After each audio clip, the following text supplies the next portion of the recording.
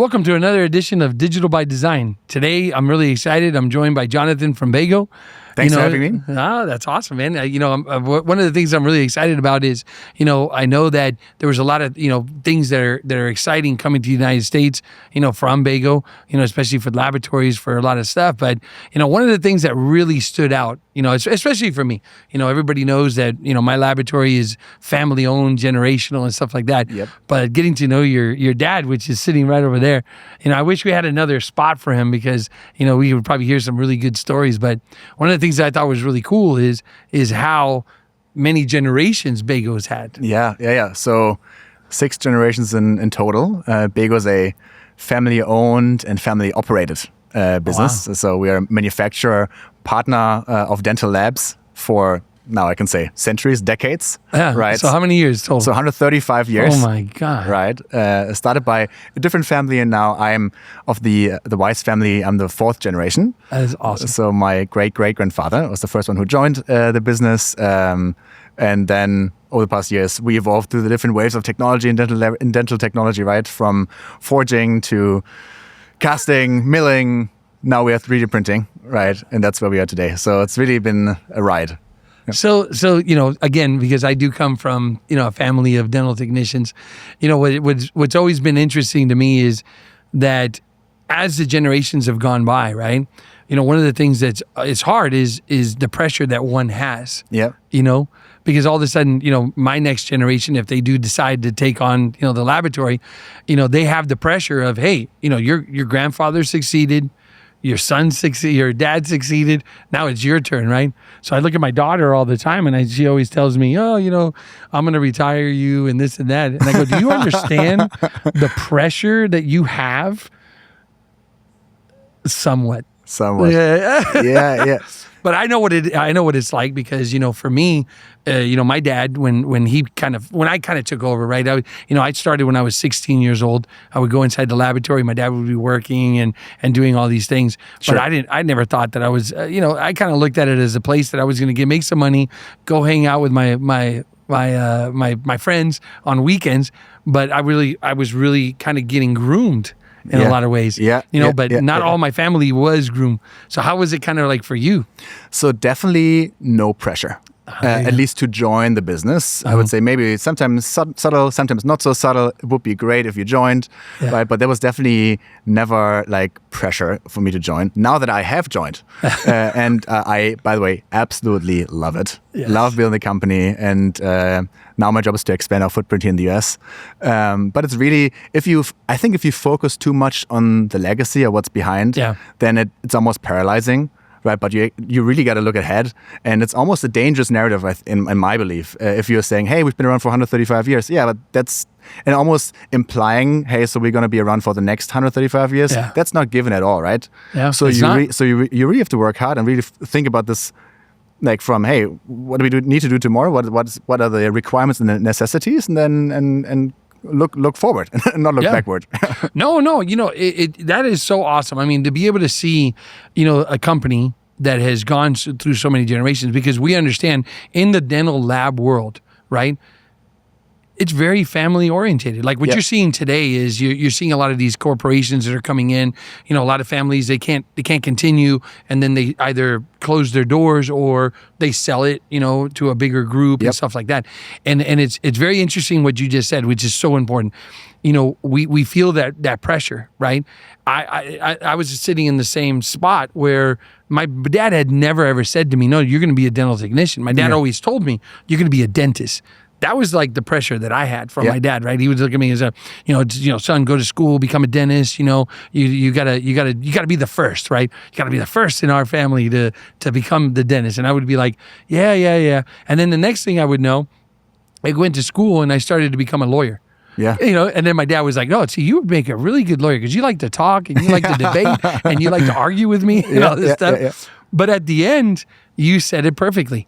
What makes you happy is not so much, I guess, being a part of something so awesome that is family legendary, that is so much that for me, what I wanted to do was grow a business, right? Yeah. And in our industry today, you know, when it comes to digital dentistry, a lot of the analog laboratories, sometimes they don't know how to make that flip. They don't know how to jump forward because they don't have that business background.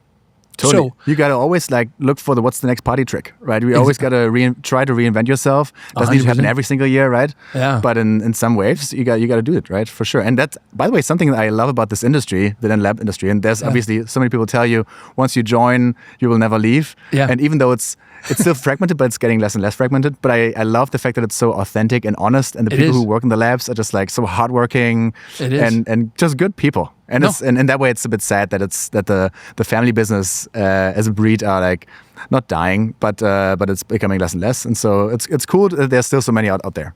You know, that's an amazing point too, because, you know, for us, you know, like if you look at what happened even in my family, right? My family were straight analog. This is what we do. This is what we do. You know, this is how it's done. You're an artist, right? I remember one time I was, you know, me and my dad were kind of like not seeing eye to eye, because the way that it worked was, you know, my dad owned a Crown and Bridge laboratory, and then I owned a removables laboratory, right? But I would always, but I actually worked at my dad's lab, even though I owned, but I had somebody that ran it and all that stuff. And so my dad, you know, he was always telling me, no, you know, you got to do it like this, you got to do it like that. So I was, you know, not working on my business, right? I was working in my business. But it wasn't really my business because it was my dad's business, right? But even though I didn't have time to grow what I wanted to do, but the importance was really understanding that, for me at least, right, that I didn't know the first thing about business. I only knew one thing because they were immigrants that only knew how to work. Right? And so my dad would always sit there and tell me, no, this is how it's done. You have to work, you have to do this, you have to do that. And as I was doing that, I remember one day, you know, I would look at him and say, Dad, you know what? You know, we're doing a crown and it's taking us hours and hours and days sometimes just to do one case. And we're charging this amount. I mean, think about it. We need to be able to produce faster. We need to be able to do this, do that. And he would always look at me, no, that's not the way that this industry is. You know, we got to be proud dental technicians. You know, our work, our hands, you know, and that was the mentality, like you just said. The mentality of our business in a whole is just about a bunch of proud artists, proud dental technicians, proud families. That's what they want to, you know, go. And I remember one day when I first got into the digital, I was kind of like, okay, let's start producing. Bam, let's go. Move forward. And he got mad at me. And he looked at me and he said, you know what your problem is? You're not a proud dental technician. Well, And I thought to myself, like, I was like, wow, he just insulted me, I think. But I'm not sure. So I take off, I do my thing. But all of a sudden, you know, as we grow, man, my dad's still, you know, doing his thing, and he comes in for an hour, walks around, looks at his stuff. Yeah, you know. But he's happy because he came up to me then, he said to me, son, you know what you are? You're a proud businessman. Nice. You know? And I think they taught you almost that, I mean, working hard, that's almost like half the way, right? I mean, it requires a work ethic. You can have the best ideas, the best concepts, but at the end of the day, they need to be executed. And if that's what your parents taught you in the beginning, this immigrant mentality, which is all about the hustle, right? I think it's all about the work. Yeah, exactly. There it goes a long way. And I think that now I understand also that's the motto from the conference that you visited last weekend, right? Not working in the business, but working on the business, right? Which what one is supposed to do as the owner, right? Even though you gotta know the nuts and bolts and the ins and outs of your business. And I mean, contrary to you, I'm not a technician, right? But I'm like a business major by what I studied in college and in grad school. But that's the important part, right? Because if you think about it, you weren't groomed to be part of it, but you had to sort of come into the business in a certain way that you would make, you know, you could add value to the family legacy. For sure. And we always say you shouldn't join right out of high school. On our end, like I worked before in a startup in Berlin, doing something in the tech world, right, with a generation of digital natives. So worked on something that doesn't involve any hardware at all, was just software product, right. Then I worked on German government during COVID, something completely different. Like made a lot of mistakes there, and that's what you not groomed from the growing up, but basically like learning by doing in these stints on like then how can I apply these learnings to BEGO? Yeah, right? yeah. No, that's really interesting because we were talking with your dad and stuff, and he had said something that was exactly how we were. Even though I was part of the business, right, at a very young age, right. My sister wasn't. My other sister was also, but I had my other sister was, and my other brother was a painter, and also an artist. Yeah, yes, proud artist. yeah. And so what's so funny about what your dad said, where he's like, well, but we would come home, and all of a sudden we were talking about BEGO, or we were talking about the laboratory and this and that, and the ones that weren't kind of like involved, they kind of like, yeah, okay, well, happens for us as well. Yeah. Christmas dinner, right? My father and I, it's hard to resist the temptation, right? To just talk about the business, because that's what's moving me. That's what sometimes causes me sleepless nights. Yeah. That's what I care about, what I'm passionate about, right? And that's, I would say, the beauty of family business, because you also have this dimension that you can talk about, career, building something on the side. It's not just Thanksgiving and Christmas, and you just update each other on your lives. Yeah. But as you said, hard for the ones that are not part of it. No, and that's interesting because we just had that. So we go on a family cruise every year, right? And so a lot of times that's what ends up happening. The ones that are in our laboratory, they're only talking about and the other ones are like sitting here going like, why am I even here? I don't even know. Yeah. But it's true though. What's exciting about it is that again, you're part of something that it will build the legacy, even if you're not a part of it, right? It continues, and that's exciting. And I'm really, I give you guys kudos because, like I said, I know how hard it is. Yeah. I know how hard it is to keep the family sort of focused. Like Sure. I was saying over there, my daughter already told me because it's very important, right? My dad wanted me to be a dentist. Yep. My daughter, I don't know what she was going to do before, but I think she was going to be a. She doesn't even know because all she wanted to go was to go to the university in Hawaii. Yeah, she wanted to be a director. She would tell me, "Oh, I want to direct movies. When I you're want to so do close this." to LA, right? Yeah, close to the dream factory, of course. And it's so funny because we look at this laboratory. Yeah, it's a laboratory, right? And we have an education center and we have all these things. But a lot of the content that gets created was created by her. Now, you just said something that's kind of funny, right? You said, "Well, I'm not a dental technician. I'm a business major." Yeah. Right. Well, then she becomes a business major, which also likes, or her I would say what she likes to do on the side was make videos. Yeah. And she liked to do this. I bring her in, and you're looking at sort of a lot of things that she wants to add to the business, which is unique. Totally. Right. It's unique, but it's also because her business background, all these different things. And so yeah, I mean, even though you're not from the original tree, right? Of, hey, we know how to do teeth, we know how to do this. No, but now she's bringing in a whole new aspect to the legacy. Totally. And there's this great story, in fact, by Steve Jobs, who once gave a speech, one sort of commencement speech, and the speech is titled "Connecting the Dots."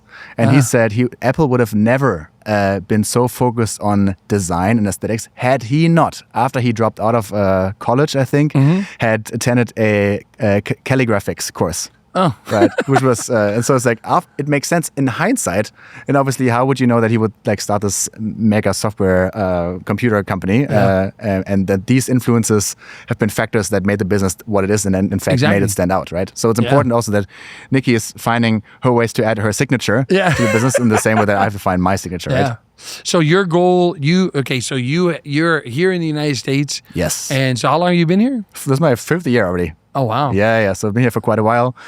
Came in right on the tail end of the pandemic to start grad school here. And then afterwards I stayed and joined BEGO, based on the East Coast. And so, our office is in Rhode Island, and I really love it. So altogether, there's how many BEGO team members? Yeah, team members across the United States. Team members across the United States. We're a small but mighty team. We're roughly just short of 10 people.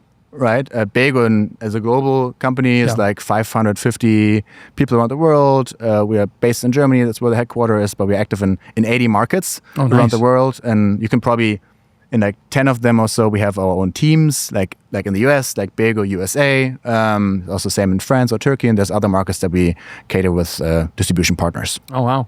So then, what is your goal then here in the United States right now? Yeah, we're just getting started, right? Yeah. I think it's about realizing, and I always like to think from the patient at the end of the day, right? Yeah. Even though our primary customers are the labs, and then customers of our customers are the dentist, and then is the patient. But really, we're coming from a time when it's about alloys and casting, and now we're asking ourselves, hey, what are our lab customers using our products for, right? And in the past it was PFMs. PFMs obviously not a growing segment. Yeah. So these days it's really about partial dentures. So I did the deep dive on removable businesses, and I think even in a country where, like in a market where the buzz is now implants, and I totally get it. It's better clinical outcomes for the patients. At the same time, it's also 10 times as expensive compared to a removables appliance, right? And so if you just look at, for instance, this is a number that completely shocked me, right? That 50% of all the Medicare beneficiaries don't have dental insurance. Yeah. Right. And that's like more than 20 million people. I'm not saying that all these 20 million people need dentures, right? Yeah. But it's just like in a country that's as rich as the United States of America, there's still a need and a growing need for removable prosthetics, right? 100%. Be it full denture, be it partial dentistry. And I think we really understand that and are transforming the business from like a metal alloys casting company to being we want to be the workflow partner for around removable partial dentures, right? Be it for labs that are doing the in-house production, the old school way or the analog way casting, we have a workflow for you. Even if it's more digital, you want to do SLM printing. We've been the first company that has brought SLM printing from like as a technology into the dental world, like in the early 2000s, late 1990s, really to production services, outsourcing services. We got to offer. We want to be the workflow partner for RPDs. I think that's a great idea because, I think even in my journey, through this digital voyage, right? Like in 2010, we opened up this laboratory. We owned, 2 other laboratories. Yep. My dad owned actually another laboratory in Los Angeles.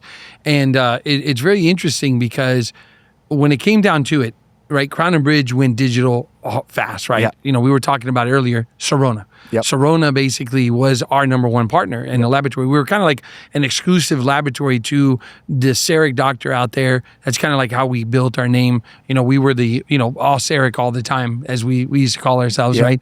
And it was easy because that was the voyage that digital took at that moment, right? Let's conquer the single unit, same day dentistry. This is how we're going to go. And then, of course, you have, like we were talking about percentages and stuff like that. But that was a great partner at the time. But that lasted for like a good amount of time. And when you just said about the removables, I think that even for me, as a customer, right? As a customer to a lot of different companies that were coming out with different materials and all these different things. I remember we had closed down our laboratory because one day when we opened up this one, we said, we're only going digital and that's it. If our customers don't have a scanner, then they got to go find another laboratory. My family said, this guy is going to kill our legacy, right? Going back to the legacy. He's like, what is he going to do? Like, we're getting rid of like 90% of our business because there's not that many people that have, Bold. It was. I will say, my mom almost killed me. My dad was like, what the, he's Cuban, so he uses a lot of good, words in Spanish. Yeah. But it had to be done, right? Because I had to sort of make that commitment and say, I can't do both. I can't succeed in both. And you were kind of talking about how you've gone to a lot of laboratories and you kind of see a lot of different things. I had to make that commitment and say, look, I'm only going to go after digital doctors and that's that. Yep. So we sent out the message, told everybody, you know what? You either buy a scanner or I'm sorry, and a lot of them knew my dad, right? They were, my dad. And I was like, no, this is the way it's going to go. But I remember, taking our laboratory and getting rid of all the equipment that we didn't need. And we had boil out units, we had all this, Valplast, we had all these things. And I remember putting it into the storage and I thought to myself, okay, when I bring this out, it's going to be when it's digital. Yeah. Right. Yeah. And it's perfect because digital kind of hit slowly with the milling when it came to removables, partials, right? I remember we used to, mill out, pucks. Yeah. And it would take forever. And you were really on the bleeding edge, right? I mean, when you were offering digital full dentures 2019, I mean, those were probably one of the very first ones, right? And you probably paid a price in learning on how it actually works, right? And the adoption. Now you're a total expert. And we've seen the digitization of production workflows or for the removable sides, like taking off in the last 3 years, and it's still not like the predominant way. It's still we're still looking for the materials, right? Exactly. And then also, what's important is, going back. Yes, in 2019, but we already kind of started with partials, right? And we were like doing the the top layer, and we were trying to scan and do all, trying to figure it out. How do we digitize this? Yep. And then of course, with the partials and all these things. But yeah, in 2019, we kind of did it the hard way. We would be milling all of our dentures, and we would spend weekends just coming in, going to the movies, coming back, changing out the puck, doing all these things. Yep. But you're 100% right.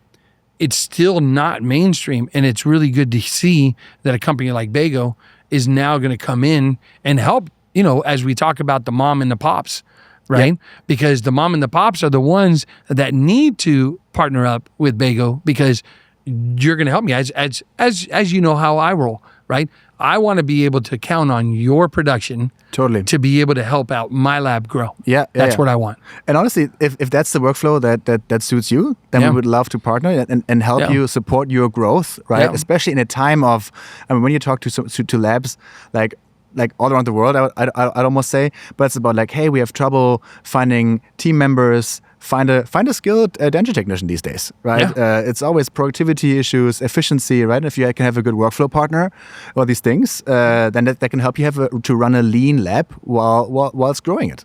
Yeah, no, 100%. I mean, because I've done, we were talking about how many of, what are they called? The big printers, the ones that do the metal? The SLM printers? Yeah. Selective laser melting?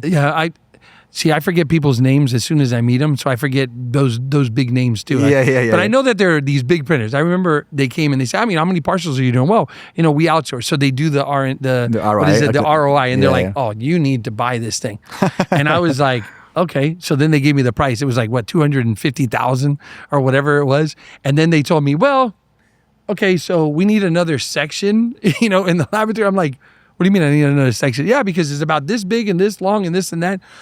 When we start thinking about it, we can think about the ROI, but if you guys are the ones that are supplying it and have the know-how, that's where laboratories really need to, especially if they want to take that digital walk. Totally. Right? Because that's the biggest thing. They don't know how to design it, right? Because to be honest with you, if I was to go to my dad that knows how to do partials, knows how to sit there and hand wax them, if I gave him a mouse and I said, hey, do it, my dad would be like, you a puta.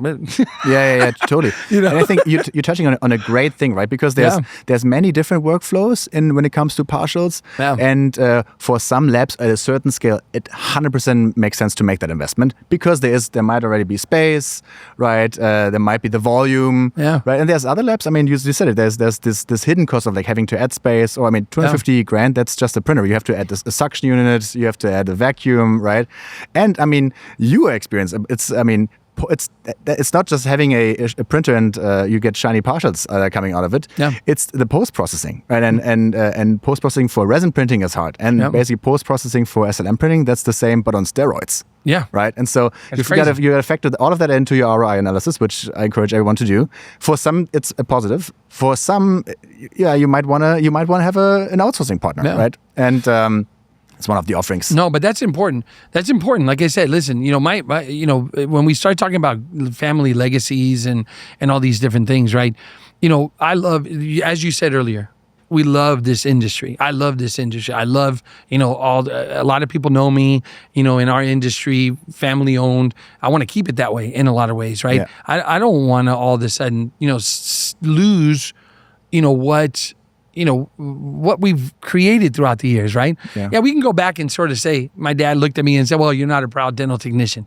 At the end, yes, I was a proud dental technician, but I knew that there was change. And what I tell a lot of the lab owners that I train, that come to the laboratory, that that we do courses with, I just Cisco, I'm sure he watches, but Cisco is a small lab guy that does removables, right? And he said, Shout out. Yeah, Cisco. What's up, dog?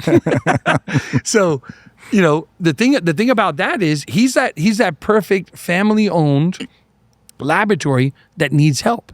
Yeah. Right? Well, Norbert Ulmer from Growth 3X, Absolutely. Norbert, his whole business is built on, I want to help create memorable experiences, not just for the big laboratories, for the small laboratories, because, you know, he was part of Sirona back in the day. He helped build, you know, in lab, you know, he always had that same mentality. But if you think about it, that's who we need to reach out to. That's who, you know, I want to listen to this podcast and sort of say, hey, listen, you know, there is a better way. Don't think that you're going to have to do it on your own.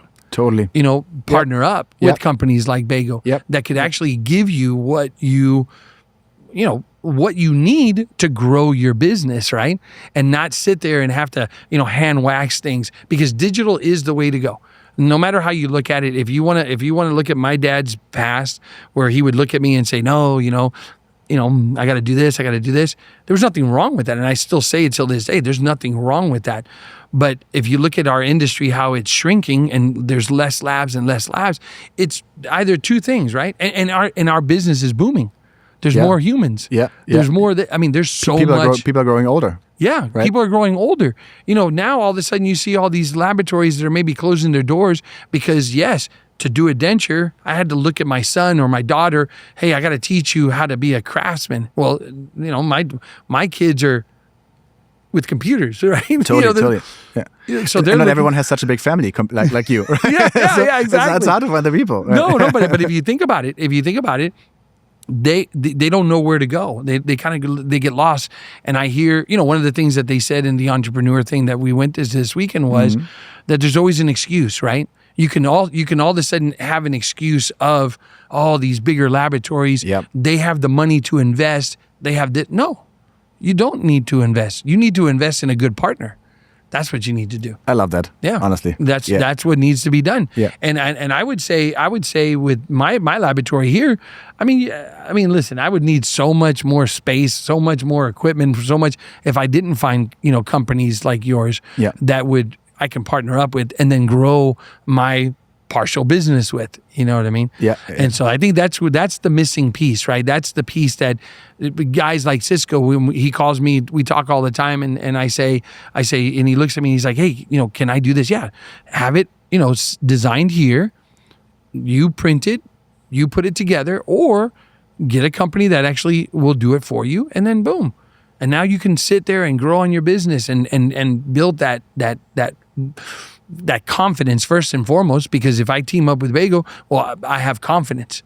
100%. And I think it's one thing to have the partner who have certain workflows, who can partner with you, on whose shoulders you can sort of rely to go through this digital transformation.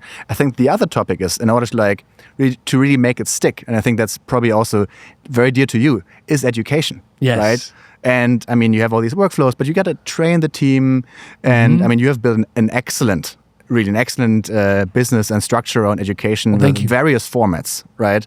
And I think that's also helpful and a super important second prong to these workflows to like make them stick, to drive adoption, really. No, it's true. It's 100% true, because if you don't, you know, and again, I think that, I was talking to, Misha, he's over there, if we had a camera that we could go like that. Yeah, but there's a whole audience. Yeah, there's a whole audience. You don't can't even know. see it, but there's 100 people sitting over there. It is. Yeah. Shh. Be quiet. People are always surprised when they see this and they go, "Oh man, there's a laboratory in here." Yeah, there is. Yeah. But don't tell the secret, okay? I won't. Between us. I won't. But going back to that, I'll say it again. We were just having that conversation, and the last time when he came to visit me before, I think it was a couple months ago, maybe, when we flew from the East Coast, and we were kind of talking about that. Where's the downfalls, right?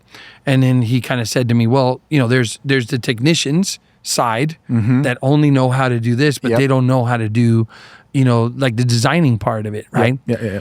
Walk me through a little bit of what your guys' thought is for, let's say, for each type of customer, right? It's kind of like how you meet them where they are. So if I'm a customer that, let's say, I know how to produce something with my hands, right? But I'm not good with a computer, right? Yeah.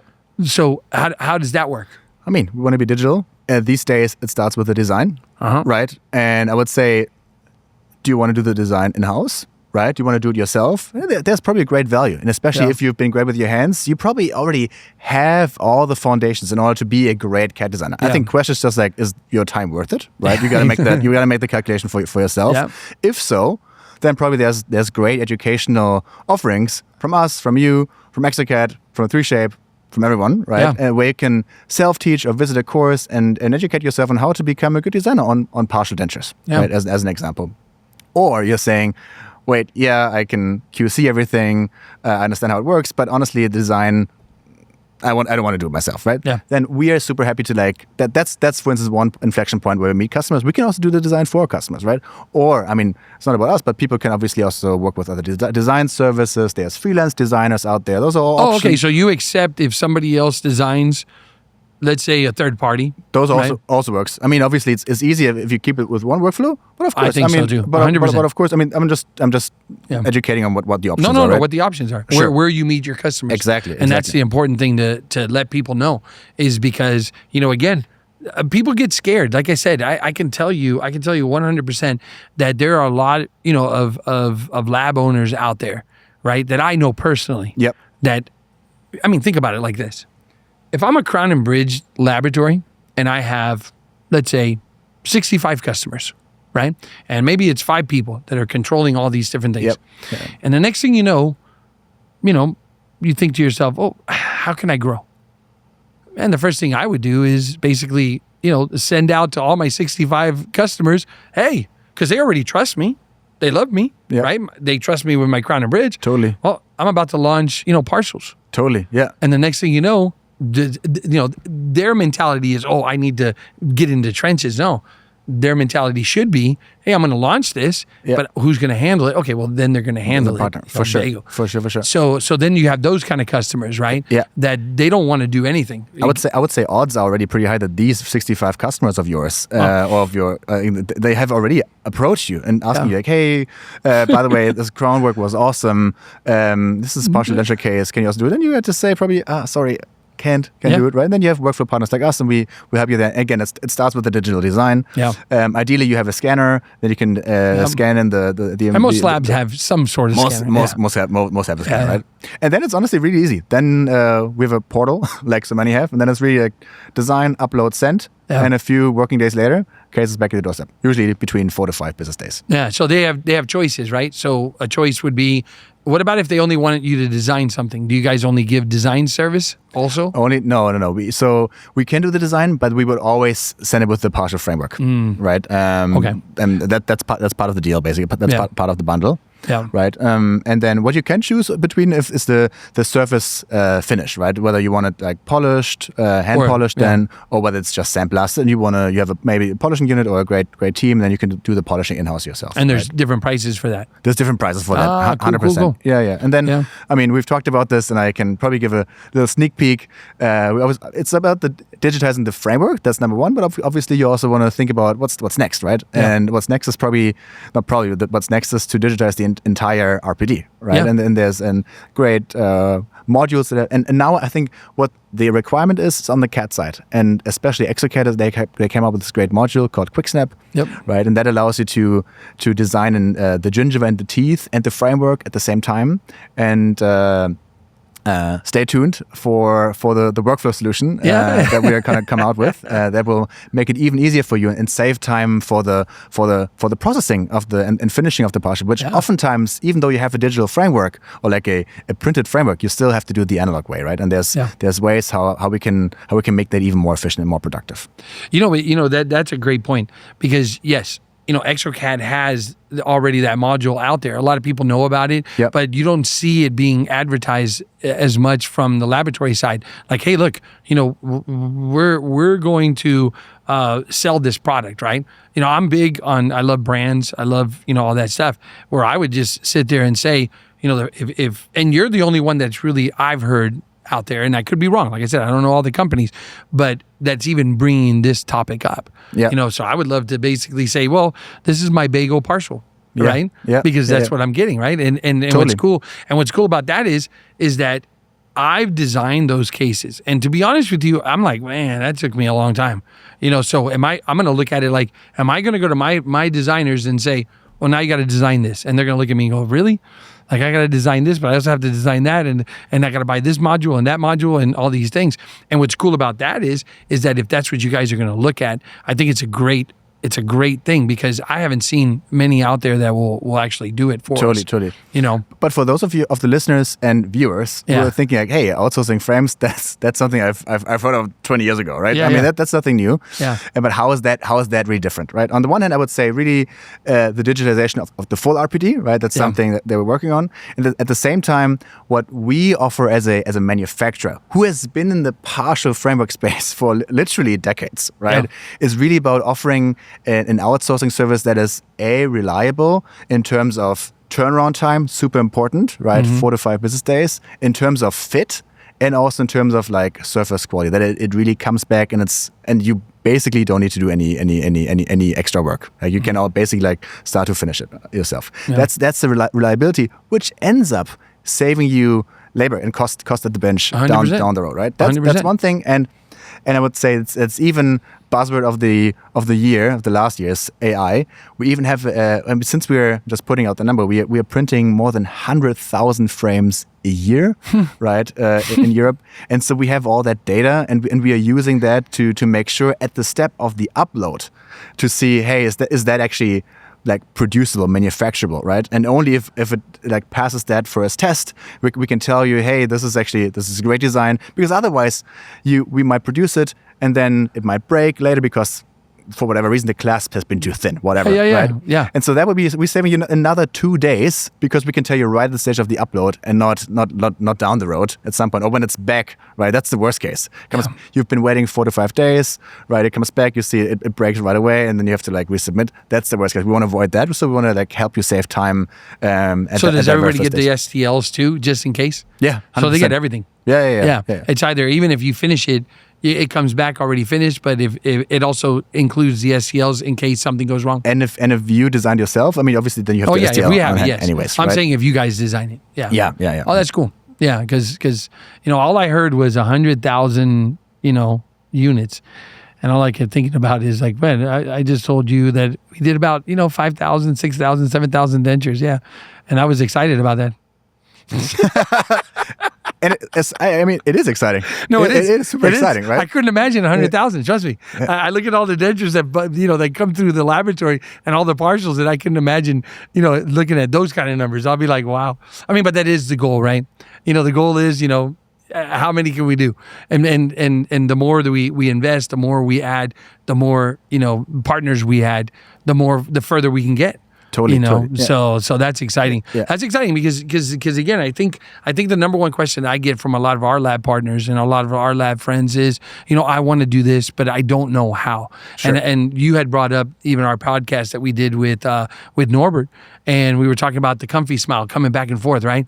That's exactly what I see here. I see something that it just comes in,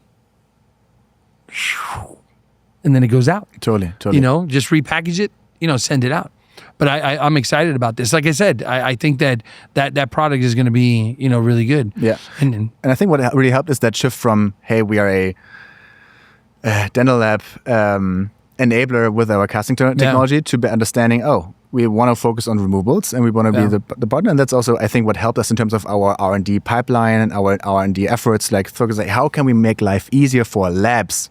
I want to double underline that, for labs, right? For removable partial dentures. Yeah. Right. And what about, so you guys have a printer, or you guys don't have a printer? We don't have a printer. Yeah. Because 3D printing, yes, there are some dedicated players out there for resin for sure, but it's a technology that's used especially for metal in defense, automotive, aerospace, right? And so we're partnering with most of the companies that have an application in dental. Mm-hmm. We are the first company that we're partnering, I will just name drop it, with EOS 20 years ago to work with our alloys. And now EOS is retreating from the dental space, but there's many other 3D printers. And like with our resins, we are agnostic to whatever printers other people are using. We have our printers. We have printers that we're using with one manufacturer. And so your material would run through, because we have Asigas, we have Hagears, we have a bunch of different ones. So right now, which is your number one go-to would be Asiga? So if it's open? for resin, for resins, for metal, there's that part. But I'm saying for resins. Yeah, so our materials are validated on 27 platforms. Oh wow! Our resins, and that obviously counts like Exocad, the various ones. We're sort of very hesitant to recommend one because there's a lot of great workhorses out there, right? And at various price points for various lab needs. Again, it depends. I would probably not recommend a lab that has a huge production for models, for instance, a smaller printer. It really depends on the needs of the labs. That's why I'm kind of walking on eggshells by not recommending one. You also have various ones. No, I do. I'm seeing, right? I love them all. Right. I love them all the way across the wall. But I guess my real question then becomes is again meeting that customer. Yeah. So like for me, I would see. Yes, I would love. I would not be able to handle, let's say, the designing process of it, with all our designers. Like it would just be like, bam, because we do so many partials right now, right? Yeah. But if I wanted to, because I'm really looking into the snap, that to me, I believe is going to change the whole game, right? But as we were talking about earlier, we want to be able to say, okay, is there a high impact material, right? Yep. And so you had said that you guys have a high impact resin. So I'm assuming like, meeting that customer where we need to meet them, as we say. Yeah. If I'm meeting you, well, then I'm saying, okay, well, produce a little bit faster. Maybe I want the framework. I want the files. I'll print it. Yep. But because your material is high impact, correct? Yep. Then I want to be able to run that. So you can run it. I guess the question wasn't which printer's the best. I guess the question really becomes there's multiple printers that we would be able to run, let's say a partial that shows up into my lab, then the files, then I'm able to print it myself, snap it together, or do the process if I needed to on my end. Exactly. It's meeting the customer. Like I said, if you have a customer that doesn't have printers, let's say, well, or like you said, they have 3 printers, but all 3 printers do, certain things. Because that's the thing about the printers, right? When you have one, you have to buy this one to do this material, that one to do that. So, but a laboratory like mine, I would love to be able to, speed that up, right? Again, I would love to put it through my Stratasys, but, I want something that is going to be, let's say, a high impact, or I want something that is going to be more economical or whatever. Sure.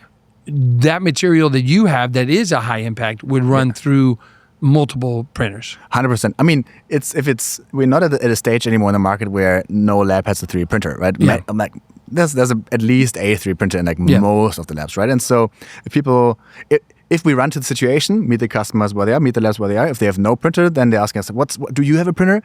No, but we have basically 27 systems, right? So I think that's what's also making us a very a likable partner for the most of the printer manufacturers, because we don't have our own printer, right? Yeah. We are just the materials, consumables provider. But if a lab already has a printer, then we want to make sure we are validated on that. And I would say we are validated on like 80% of what's out there, right? Yeah. And so that's so as of today, then you guys have just partials in the pipes.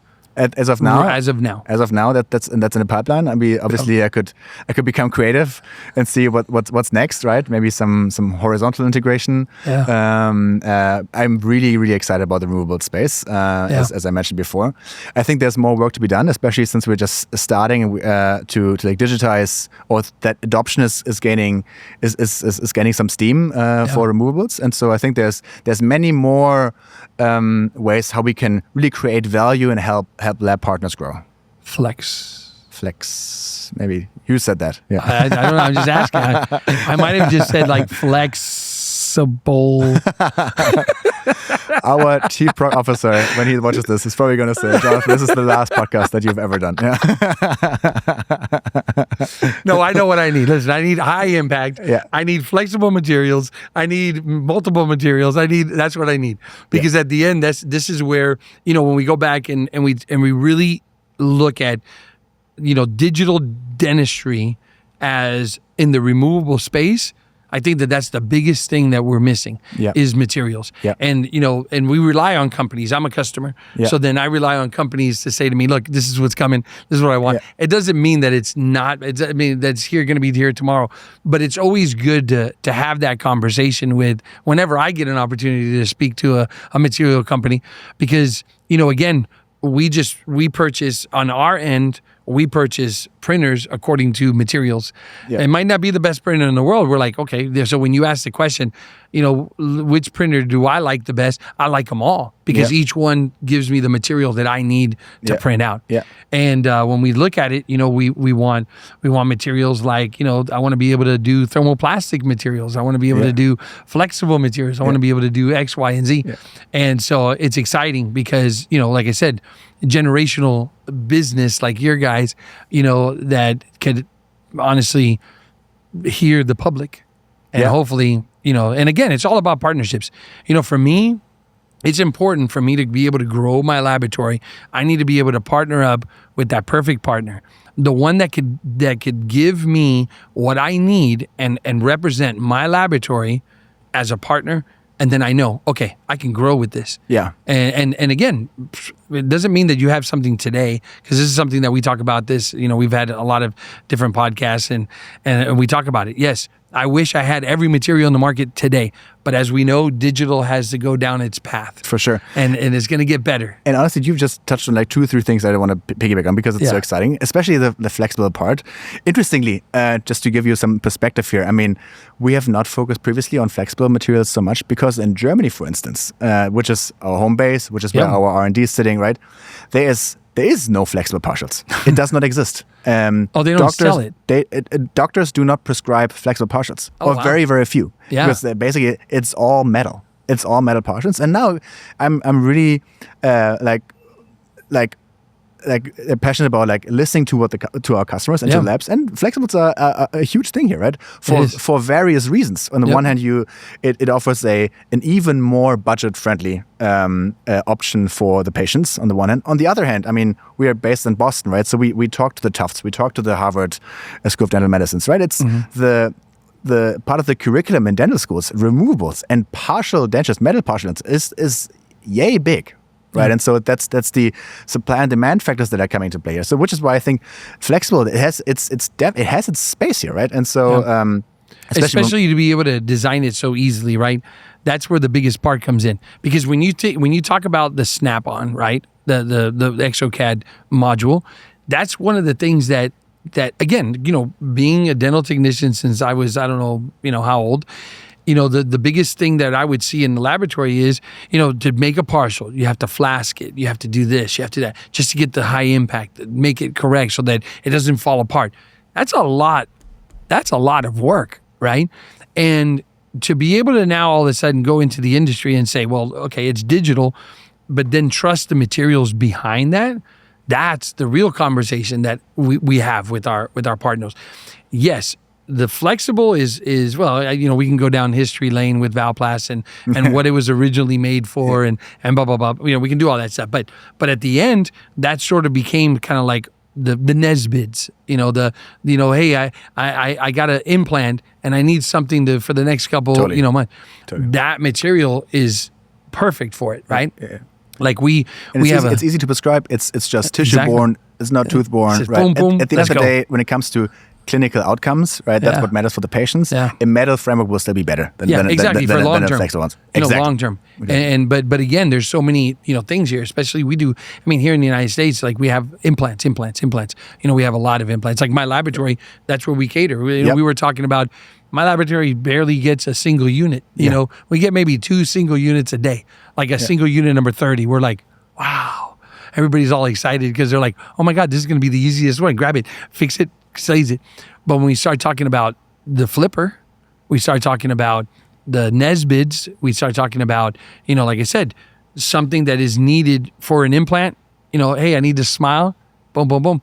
I mean, it's huge. Like we get it all the time. Like it just comes in. 100%. And another so important topic that you were just touching on, I think So what's also not known, BEGO, we have our own implant line, which we are, by the way, not distributing in North America. And that's obviously also one of the questions I was asking myself, like when starting, like, hey, is implants the next move? Because everyone is talking about implants, right? And so that's a battlefield, bro. It's a very red ocean. I can tell you that for sure.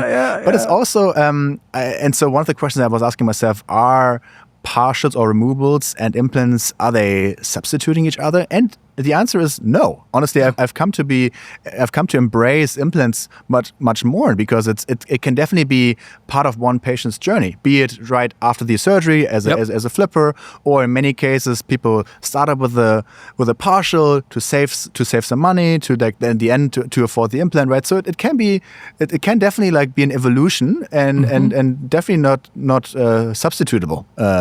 But it's true what you just said, because again, that partial is going to be the long term. That's like the long term solution. Patient's not going to get implants. Patient's not going to do this. Then we need the metal, right? Because now you don't want to have to come in back and forth. Oh, this broke, that broke. Stay plate or whatever. And it's important, to understand where we're at, because we see that every single day. Oh, I just had a surgery. I just did an extraction. I put an implant. I want this, and that's part of it. And that's where you really see the flexible partials really dominate, right? But there are the doctors that are like, okay, this is going to be for long term and that's that. But that's beside the point. But no, that's awesome to know, because I think that's something right now that's even starting to hit a little bit more. Like, you're starting to see companies, oh, look what I have this, I have that. I remember during the COVID, right before COVID, I was at the LMT, and Valplast had, I think it was called Arfona printer or something like that. And I remember walking by, and I walked by the booth, and we had Valplast, because we have the big Valplast castable or whatever they used to call them. It's in my storage. I don't even remember what it's called. It's been so many years. But what's interesting was I walked by, and again, what we see now at the LMT is way different than what we used to see back in the day. When you walk through, you saw Bunsen burners, you saw this. Yeah, totally. Now it's all about who has a printer and who has the material. Absolutely. That's all you see. Absolutely. And it was funny, because I walked by the Valplast, and it was right before COVID, and it looked like a printer that was made in some garage or something. I don't even know. But it was interesting, because I'm looking at it, and it had these things that were turning, and then it would go in, and then it would just start printing. I don't even know what kind of printer that was. Interesting. But it had and it was the Valplast material. Yeah. Right. So then it just started printing, and I remember thinking to myself, wow, I can totally sell Valplast, but at that time it was kind of slow, right? It was just it wasn't fast enough, right? Because that's again the beginning. And then COVID hit. Next thing I know, when I came back, when we came back from COVID, and we started getting doctors that were asking us for Valplast, or they wanted a flexible material. All of a sudden, they weren't selling that printer, because I kept calling Valplast. I was like, hey, I want to buy that printer, and I wasn't able to get it. But to see where we are today, and how easy that workflow is, that's going to be a big one too. I think that, BEGO's going to, and I'm not sitting here saying that BEGO said that they're going to make a flexible partial. Yeah. all I'm saying is that's a great conversation to have. 100%. Because it's something that is important. As a customer. It is. And I mean, interestingly, I mean, I love the space, and to see also how different it is. I mean, Europe versus the US. I mean, for instance, if we just look at the partial denture market landscape, you see roughly 2/3 metal. That's actually full and partial, but you see actually like a much higher share of partial dentures compared to full dentures, because doctors do not just pull out the teeth; they want to restore what's still in the mouth and what's existing here, right? And so I would say a lot of it comes. We were talking about education earlier.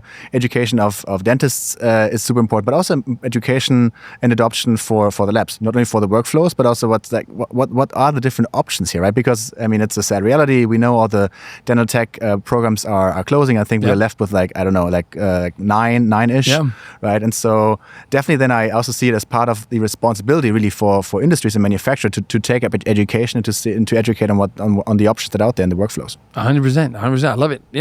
Like I said, I'm excited. I'm excited to see where this all goes. I'm excited to be a customer.